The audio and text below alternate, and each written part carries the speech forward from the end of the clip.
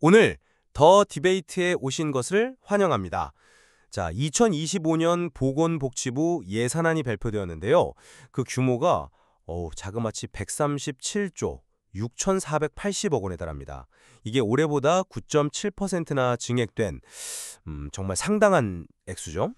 그리고 이 예산은 크게 5가지 핵심 분야, 그러니까 사회 안전망 강화, 저출산 고령화 대응, 또 필수 의료 확충, 정신건강 투자, 그리고 마지막으로 AI 기반 복지 유려와 바이오 헬스 산업 육성, 여기에 집중 투입될 예정이라고 합니다. 네, 정말 방대한 계획인데요. 그래서 오늘 저희가 한번 집중적으로 파고들 질문은 바로 이겁니다. 과연 이 137조 원이 넘는 이 막대한 예산안이 우리 사회가 지금 당면한 여러 복잡한 문제들을 해결하고 또 미래를 대비하기 위한 최적의 배분 전략이라고 할 수 있는가? 다시 말해서 다양한 사회적 요구에 균형 있게 잘 대응하고 있는 건지 아니면 이 자원이 너무 여러 곳에 좀 흩어져서 정작 가장 시급한 핵심 문제에 대한 집중력이 좀 떨어지는 것은 아닌가 하는 점입니다.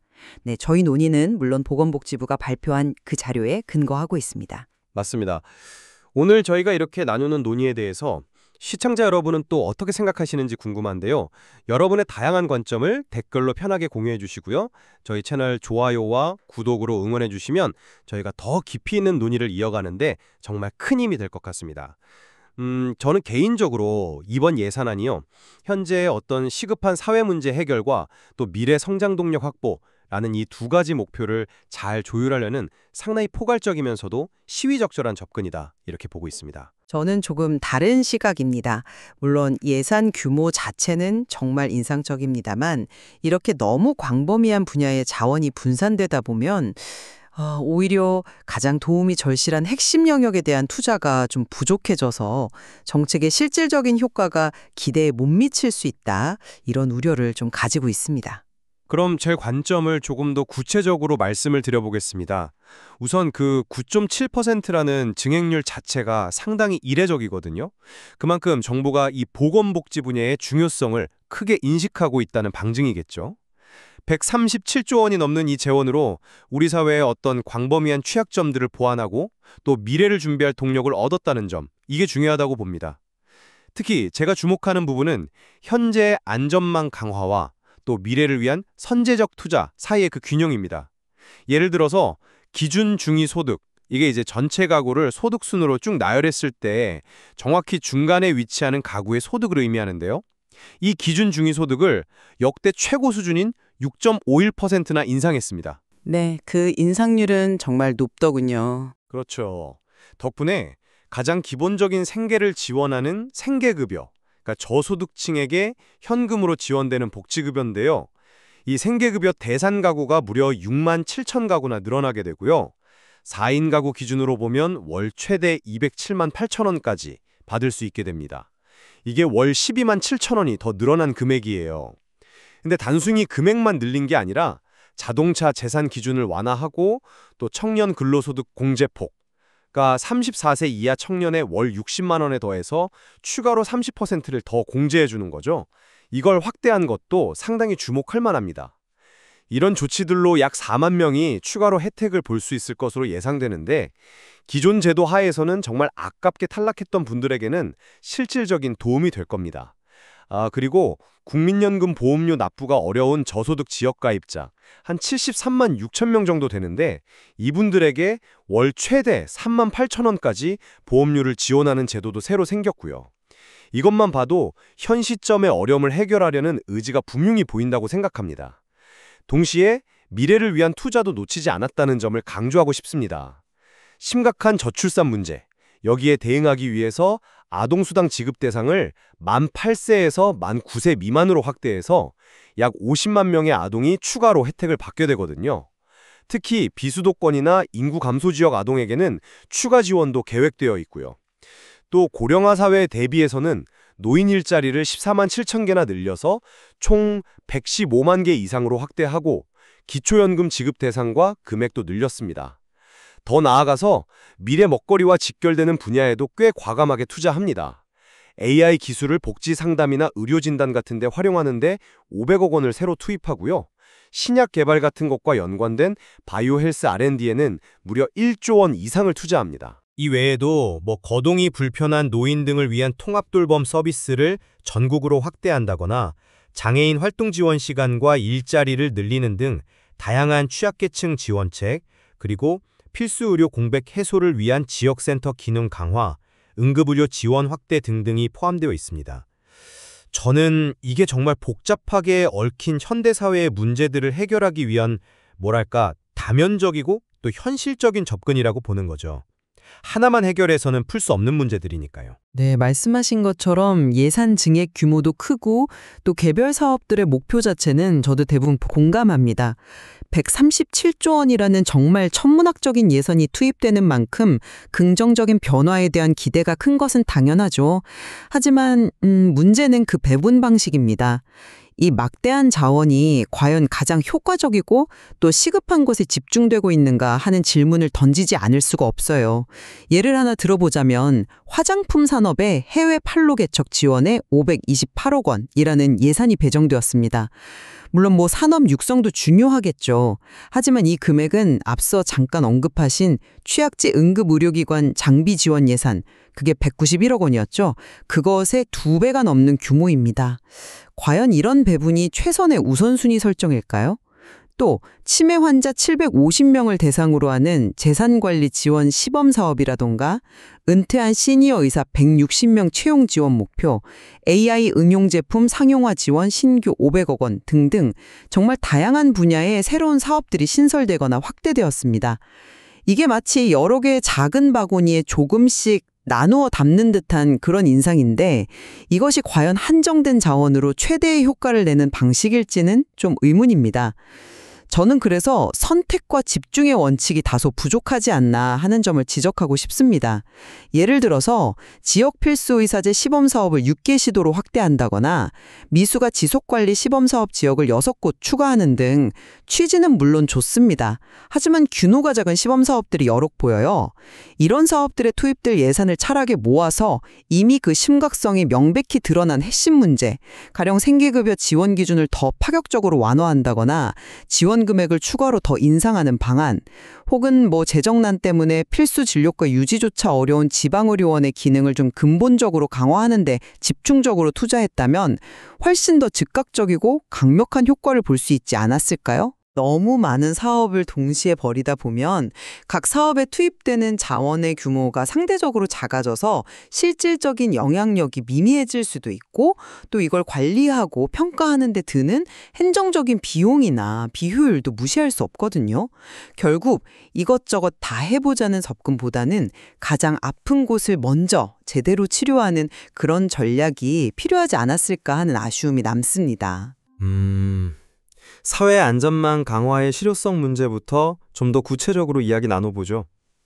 기준 중위소득 6.51% 인상, 그리고 생계급여 증액은 말씀하신 것처럼 절대적인 빈곤 완화에 직접적인 도움이 될 겁니다. 그리고 단순히 수치만 늘린 게 아니라 자동차 소유 기준 완화, 예를 들어 1600cc 미만 승용차를 10년 이상 사용하면 일반 재산 환산율을 적용하는 식으로, 또는 청년층, 그러니까 34세 이하 청년들의 근로소득 공제 확대 같은 구체적인 기준 완화는 그동안 정말 아슬아슬하게 지원해서 배제되었던 분들에게는 가뭄의 단비 같은 소식일 수 있습니다. 네, 그 점은 긍정적이죠. 또한 의료급여 수급자를 선정할 때 적용되던 부양의무자 기준을 폐지해서 약 5,000명이 추가로 의료비 지원을 받게 되는 것도 의미 있는 진전이라고 봅니다. 물론 전체 규모에 비하면 좀 작아 보일 수는 있겠지만 부양가족 때문에 정말 기본적인 의료 혜택조차 받지 못했던 분들에게는 이건 생존의 문제와 직결되는 변화거든요. 저는 이것이 예산을 비효율적으로 분산시킨 것이 아니라 가장 기본적인 안전망의 구멍을 메우려는 분명한 정책적 의지의 표현이다, 이렇게 생각합니다. 그 인상폭이나 대상 확대가 긍정적인 방향이라는 점은 저도 동의합니다. 하지만 과연 충분한가라는 질문을 던졌을 때 선뜻 그렇다고 답하기는 좀 어렵습니다. 현재 우리나라의 빈곤율, 특히 노인 빈곤율이나 상대적 빈곤율을 고려하면 이번 조치가 상황을 극적으로 개선할 정도라고 보기는 어렵거든요. 예를 들어서 아까 말씀드린 AI 기반 복지 상담 시스템 구축에 300억 원, 그리고 또 언급했던 화장품 산업 지원에 528억 원 같은 예산들이 있습니다. 이런 예산의 일부 혹은 상당 부분을 현재 정말 생계가 막막한 분들을 위한 직접적인 지원, 즉 생계급여 추가 인상이나 지원 기준의 추가적인 완화에 투입했다면 그 효과가 훨씬 더 크고 즉각적이지 않았을까요? 또한 의료급여 부양의무자 기준 폐지로 혜택을 보는 인원이 5천 명이라고 하셨는데 글쎄요, 여전히 존재하는 다른 기준들 때문에 의료사각지대의 노인분들의 전체 규모를 생각하면 이 숫자가 과연 의미 있는 진전이라고 평가하기에는 다소 좀 부족해 보입니다. 결국 한정된 재원을 어디에 우선적으로 투입할 것인가 하는 그 선택의 문제에서 아쉬움이 남는다는 겁니다. 다음으로 많은 분들이 걱정하시는 의료 서비스 격차 해소 문제로 한번 넘어가 보죠. 이 문제는 정말 복잡하고 어려운 과제입니다. 그래서 이번 예산안은 한두 가지 대책에만 의존하지 않고 여러 각도에서 접근하려는 노력이 보입니다. 예를 들어 심뇌혈관 질환같이 정말 시간과의 싸움이 중요한 분야에서 치료의 골든타임을 지킬 수 있도록 권역 및 지역 심뇌혈관 질환센터의 기능을 강화하고 숫자도 늘립니다. 권역 1곳, 지역 4곳 추가. 분만 인프라가 부족한 지역을 위해서는 지역모자의료센터 15곳의 기능도 보강하고요. 그리고 응급상황 대응 능력 강화를 위해서 1,000억 원 규모의 응급의료기관 대상 융자 지원을 새로 만들고 특히 장비가 부족한 취약지 응급의료기관에는 191억 원을 들여서 장비를 지원합니다. 밤이나 휴일에 아이가 아플 때 갈 수 있는 달빛 어린이병원도 120개까지 늘리고요. 지방의료원이 재기능을 할 수 있도록 필수 진료 과목 운영 지원, 중증환자 치료시설 장비 지원과 함께 AI를 활용한 진료 모듈 도입 142억 원 같은 새로운 시도도 병행합니다. 여기에 더해서 경험 많은 은퇴 의사, 즉 시니어 의사를 활용하거나 160명 목표, 지역에서 일할 의사를 양성하는 지역 필수 의사제 시범 사업 6개 시도 같은 인력 확보 노력까지 더해져야 비로소 시스템 전체가 개선될 수 있다는 그런 판단이 깔려 있다고 봅니다. 네, 여러 가지 사업을 쭉 나열해 주셨는데 그 다양성 자체를 문제 삼는 것은 아닙니다. 다만 그 개별 사업들의 규모와 방식이 과연 지역의료 격차라는 이 거대한 문제를 해결하는 데 효과적일지에 대해서는 좀 회의적입니다. 예를 들어 심뇌혈관 센터 몇 곳을 추가하고 몇몇 지역에서 시범 사업을 늘리고 AI 진료 모델 도입에 142억 원을 투입하는 것이 글쎄요, 이게 과연 전국적인 의료 불균형을 해소하는 데 결정적인 기여를 할 수 있을까요? 차라리 그 예산들을 좀 합쳐서 이미 존재하는 지방 의료원들이 최소한의 필수 진료 과목이라도 안정적으로 운영할 수 있도록 직접적으로 지원하거나 아니면 낙후된 필수 시설과 장비를 대대적으로 교체하는 데 집중하는 것이 더 현실적인 도움이 되지 않았을까요? 혹은 지역에서 근무하겠다는 의료 인력에게 정말 파격적인 수준의 인센티브를 제공하는 방안은 왜 더 적극적으로 검토되지 않았는지 좀 아쉽습니다. 1,000억 원 규모의 응급의료기관 융자 지원도 전국적인 응급의료 체계의 어려움을 감안하면 이게 충분한 규모라고 보기는 어렵거든요. 마치 넓은 지역에 물을 조금씩 뿌리는 것보다는 가장 마른 땅에 집중적으로 물을 대는 방식이 더 효과적일 수 있다는 생각입니다. 핵심 인프라와 인력 문제에 대한 보다 과감한 투자가 필요해 보인다는 거죠. 미래를 위한 투자와 현재의 필요 사이의 균형점 역시 중요한 논쟁거리입니다. 맞습니다. AI 기술을 활용한 복지 상담 효율화나 의료 진단 보조, 여기에 총 500억 원 신규 지원하고요. 그리고 신약 개발이나 첨단 의료 기술과 직결된 바이오 헬스 분야 R&D에 1조 원 이상을 투자하고 또 국산 백신 개발 등을 위한 K-바이오 백신 펀드, 여기에 내년 800억 원 출자를 목표로 조성하는 것들. 이런 것들은 당장의 가시적인 성과가 나오기까지 시간이 걸릴 수 있습니다.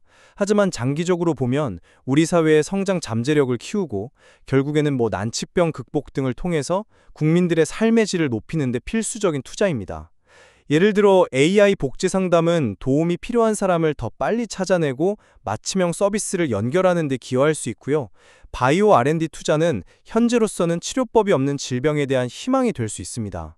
이런 미래 가치를 현재의 어려움 때문에 포기하거나 소홀히 할 수는 없다는 것이 제 생각입니다. 미래 투자의 중요성 자체를 부정할 생각은 저도 전혀 없습니다.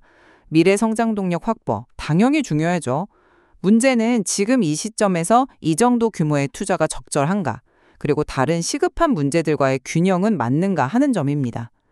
예를 들어 1조 원이 넘는 바이오 R&D 예산이나 500억 원 규모의 AI 상용화 지원 예산의 일부라도 현재 우리 사회가 고통받고 있는 다른 문제들에 돌려서 사용하는 방안은 고려해 볼 수 없었을까요? 가령 점점 심각해지는 고독사 문제를 예방하기 위한 사업의 대상자를 현재 목표인 3만 명에서 대폭 늘린다거나 돌봄이 필요한 노인 약 58만 명을 대상으로 하는 노인 맞춤 돌봄 서비스의 양을 늘리고 질을 획기적으로 개선하는 데 투입하는 겁니다. 미래의 잠재적 이익과 현재 국민들이 겪고 있는 실질적 고통 사이에서 과연 최적의 균형점을 찾았는지 좀 더 냉정한 판단이 필요하지 않았나 싶습니다. 특히 아까 말씀드린 화장품 산업 지원에 500억 원 이상을 투입하는 것과 비교하면 더욱 그렇습니다. 이러한 결정들이 과연 국민들의 복지 증진이라는 그 최우선 목표에 부합하는지 되묻게 됩니다. 그리고 마지막으로 현실적인 집행 가능성에 대한 우려도 좀 제기하고 싶습니다. 이렇게 수많은 신규 사업과 확대 사업들이 동시다발적으로 추진되는데 과연 중앙정부와 전국 각지의 지방자치단체들이 이 모든 사업을 효과적으로 관리하고 집행할 충분한 행정역량을 갖추고 있을까요?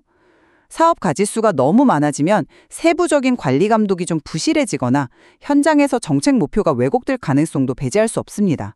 이 복잡성 자체가 정책 효과를 반감시키는 요인이 될 수도 있다는 점을 간과해서는 안 된다고 봅니다. 물론 많은 사업을 동시에 추진하는 데 따르는 행정적 부담이나 어려움이 있을 수 있다는 점은 인정합니다. 하지만 예산안을 좀 자세히 보면 지자체가 지역 특성에 맞게 서비스를 기획하고 운영할 수 있도록 지원하는 방안 등 현장의 실행력을 고려한 내용들도 포함되어 있습니다. 또한 AI 기술 등을 활용해서 복지 전달 체계의 효율성을 높이려는 계획도 단순히 구호에 그치는 것이 아니라 구체적인 예산, 아까 말씀드린 복지 분야 AI 활용 지원 300억 원 등으로 뒷받침되고 있거든요. 예산을 편성하는 과정에서 이러한 집행 가능성이나 효율성 문제에 대한 고민과 검토가 충분히 이루어졌을 것이라고 생각합니다. 모든 계획에는 도전 과제가 따르기 마련이고 중요한 것은 문제를 인식하고 해결하려는 노력이라고 봅니다. 네, 오늘 논의를 슬슬 정리해보자면요. 2025년 보건복지부 예산안은 기준 중위소득 인상이나 필수의료 지원 강화처럼 당면한 사회문제 해결을 위한 노력과 더불어 AI나 바이오헬스 같은 미래 성장 동력 확보를 위한 투자를 좀 균형 있게 담아내려는 그런 포괄적인 시도라고 평가하고 싶습니다. 우리 사회가 직면한 문제들이 워낙 복잡하고 다층적이기 때문에 이러한 다각적인 접근이 불가피하며 현재와 미래를 모두 고려한 합리적인 선택이다. 저는 이렇게 생각합니다. 저는 예산안이 담고 있는 다양한 정책 목표와 그 의욕은 충분히 이해합니다만 한정된 재원이 너무 넓은 전선에 분산 투자됨으로써 정작 가장 절실한 핵심 문제에 대한 집중도가 약화되고 개별 정책의 실질적인 효과가 기대만큼 나타나지 않을 수 있다는 우려를 다시 한번 좀 말씀드리고 싶습니다. 특히 빈곤선 근처에 있는 가장 취약한 계층을 위한 사회 안전망을 더욱 두텁게 하고 또 심각한 지역 간 의료 불균형을 해소하기 위한 핵심 인프라 확충에는 보다 과감한 선택과 집중이 필요하지 않았을까 하는 그런 아쉬움이 남습니다. 오늘 이렇게 이야기를 나눠보니 결국은 한정된 재원으로 어떤 문제의 우선순위를 두고 또 어떻게 배분하는 것이 가장 효과적인지에 대한 고민이 핵심인 것 같습니다.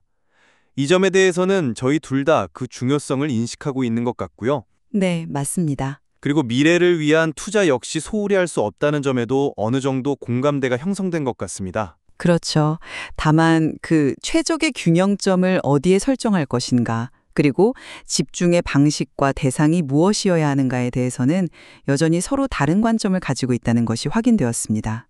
이것이 바로 정책 결정의 어려운 지점이겠죠. 네, 오늘 저희가 나눈 이야기처럼 하나의 예산안을 두고 이렇게 서로 다른 시각에서 깊이 있게 분석하고 토론하는 과정 자체가 보건복지 정책 안에 내재된 복잡한 가치 판단과 또 불가피한 선택의 문제들을 이해하는 데 큰 도움이 된다고 생각합니다.